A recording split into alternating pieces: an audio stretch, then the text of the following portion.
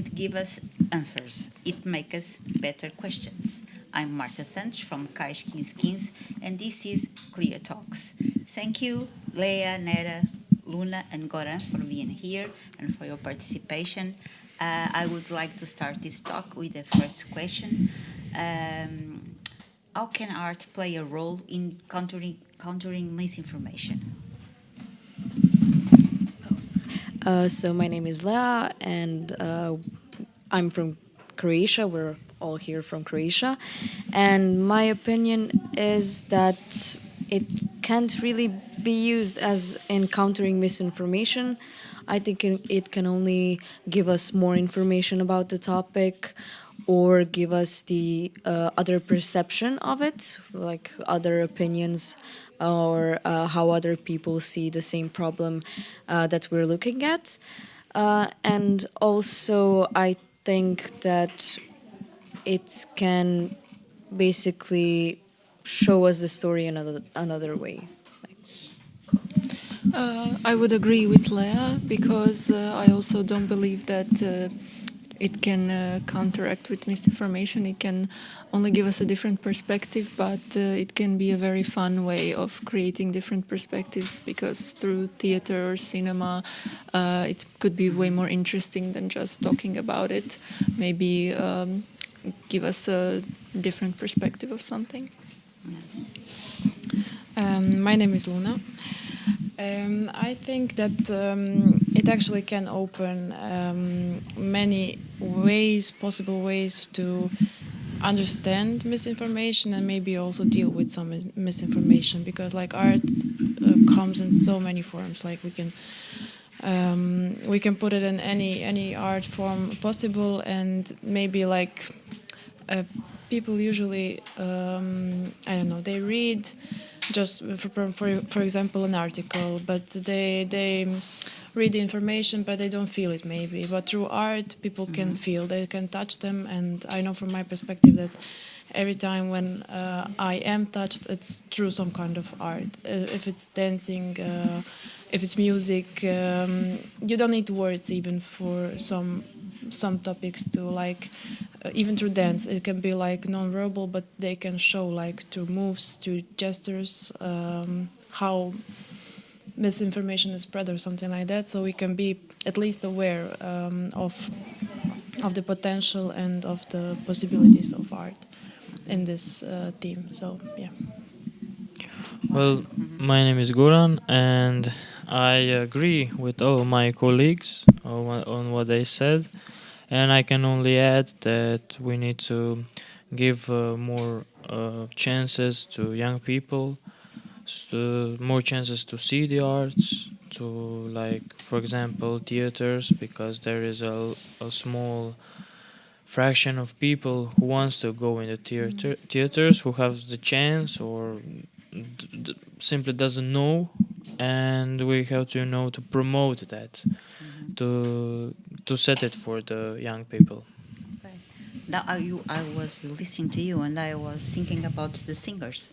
Some maybe singers are more objective in this misinformation with role. Now I'm not thinking of anyone else specific, but I'm sure that if we can sing a little deep, we'll find someone. Yes.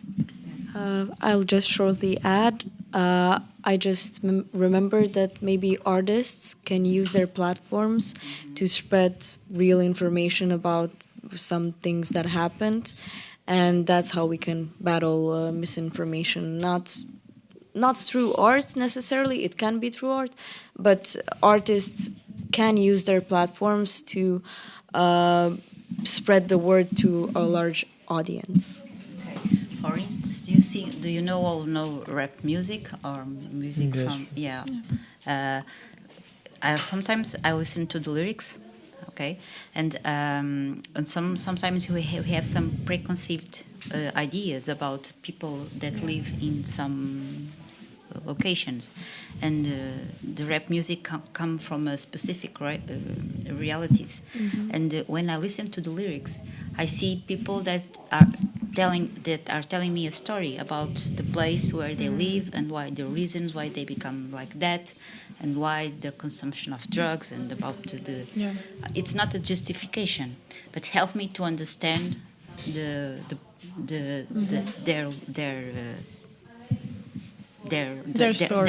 story, correct? And it's clearly about some preconceived ideas. You understand? Okay. So, next question. How do creative projects connect young people to social change? So this is why I love Erasmus projects. Like every time I'm a participant at an Erasmus Plus project, there's always this moment where different nationalities collide. We start talking about a shared topic, and we all have different opinions about it. And it always opens my mind, and it always is the most interesting thing about Erasmus projects to me, because it sparks an idea in my head, or it gives me creativity in some way, and it sparks my imagination where I think of something new, or it motivates me to do something socially, or to volunteer, to think of a workshop for youth on a different topic. And I absolutely love that about Erasmus projects. Like, I think this is how it can connect young people, and I think Erasmus projects can connect people and motivate them to make their own projects. Like a change to a change. Yes, you are like a change to a change. Yes. Because of the Erasmus programs. Yes. Yes.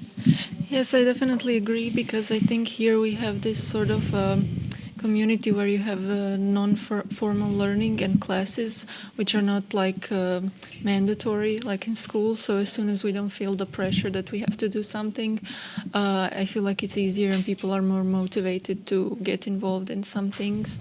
And I like the fact that we had mostly activities where we had to come up with ideas, not just listening to lectures.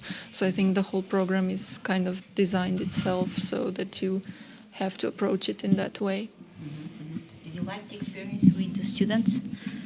Sure, yes. Sure, It was... they were a bit shy, but for example, on the second day, you can already see the difference after working with them once, that they were a bit more willing to cooperate. So I think if we had more time, it would definitely be. Do you feel better. different after working with them, with this real experience? After working with them and change some ideas with them, did you feel different about the change you can be? I'm just glad if they learned something new, like if they heard anything new from us, even if it's maybe quite simple for us, it's not for them. So if they did, that's great. Okay. So. Yes, I would like to continue and maybe put up the idea that these Erasmus projects and usually can be done in any kind of way. Like we done a lot of physical activities, creative activities. Writing, drawing, anything. We even had with the students, you mentioned them, we had the best time with them because they are even more creative than us, because I think in some time, like following the same structure, you get used to like one shablon or something like that and follow this. But they also mentioned that they had more fun doing such activities, getting creative. We just gave them some ideas what they could do, but they actually made it alive, and they done the creative part. So I think it's much more fun, but also we are learning through it. So I think it should definitely be more included in the in schools, universities, and everyone. Okay. So. I could add that a big plus is that, like, for example, this week on this project, this is my first time, so I could say that it's a big plus that there's focus only on this subject, on these activities, and it was easier to concentrate. And yes, the best thing was working with the students. We were lucky. Me and Luna, like we were in the same group with 4 students, and we were lucky that we got like these guys who were like very open, very kind, good-hearted, and they were like brainstorming, creative. They were like, I was surprised because normally the kids of their age is like, you know, shy, games, everything, but they are all Very, about very correct. all about creation, all about everything, Yes. everything, jokes, funny. They learned, They they love learned, to be with yeah. you. Yes, yes. They learned a lot of new words in Croatian, and they just wanted to learn, and they wanted to presentation. They wanted to do the presentation, and they did it like themselves. We were just standing by them, and we were like, okay, we will present this, and this, and they did it all by themselves. Like we were like super proud. And Yes, yes, yes. So do you think you can take this experience to your country and apply it there? No. Yes, of course. Yes. I feel I could. I feel I could because I got like more experience now and more confidence that I can Okay, do it. great. It won't be like strange to me, like to do that. Before it would probably, but now I think I'm out of my comfort zone. Okay, Yeah. great, great. So the last question, and maybe it's difficult. What examples show that creating is also resisting?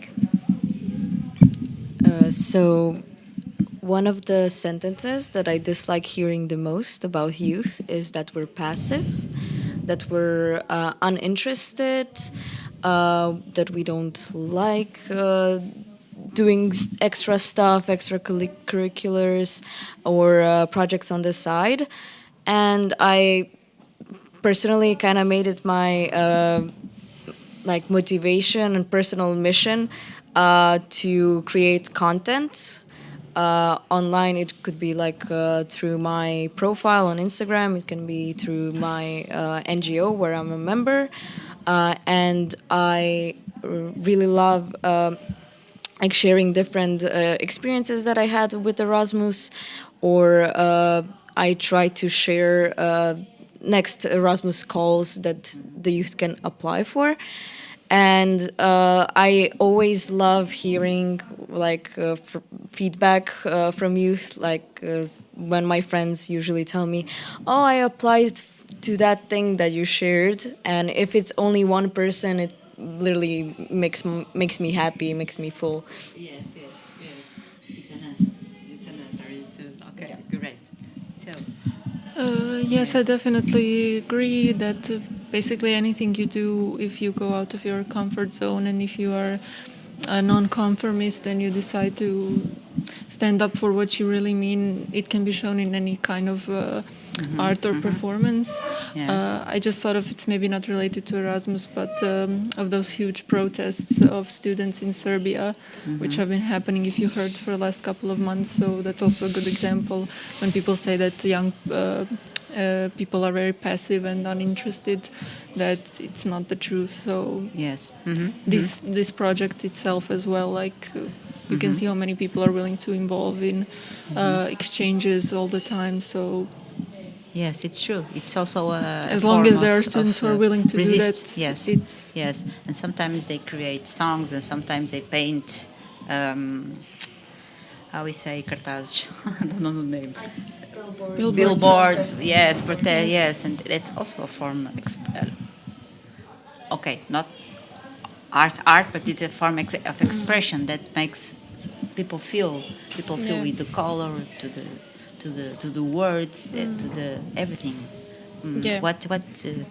What examples do you? I need to say, like, the first thing that came up to my mind when you asked this question was actually writers, for example. Like, they do create something that's like productive part of it, but many of the works especially in like some eras that were problematic or like with a lot of bans, genders, and so on. They actually did a resilience with these works. Like they tried to resist the regime. They tried to, I don't know, make a different turn, and I think that can be like easily done with a lot of arts. For example, also like if we go to a theater show, we also see like a production, but it can send a message. That's also like some kind of resilience. And songs as well. You mentioned also like the stories from the people, like they get some type of stereotypes through their whole life probably, and then they produce something to push back, to like show, okay, I have my side of the story and I want to show up for my own. So I think it can be shown in pretty many examples in the art industry. Yes, okay. Again, I agree with everything my colleague said. I could add, from what my colleague Nera said about in Serbia, what is happening, the protests and everything. People are getting aware of situations, and they are not silenced by injustice. They are getting up and they're getting aware. And also it reminds me, like something that came up to my mind is the movie I watched in I think 3 years ago. It's called The Sound of Freedom. The topic is like the child trafficking. It was like awareness of child trafficking in Mexico and United States, and it came up a lot in media. So yes, that's what I'm thinking. No, yes. So it's also a form of art and of resisting. Yes, of course. I just wanted to shortly add something that came into my mind just now. We were talking about it like from the outside, how creating is resisting. I also wanted to share a different point of view that we can. Something that I heard on TikTok actually, but I really like the sentence that opposite of depression is expression. So by creating, we are actually resisting the depression inside of us. Yes, it's true. Very good to end this interview. So thank you very much for participating. When art questions, society begins to think. This episode of Clear Talks was created by Cais 1515 as a part of CLEAR, an European training course on media literacy and youth work, co-funded by European Union through Erasmus+, managed in Portugal by the Agência Nacional Erasmus+, Juventude em Ação. Thank you very much. Thank you. Thank you. 1, 2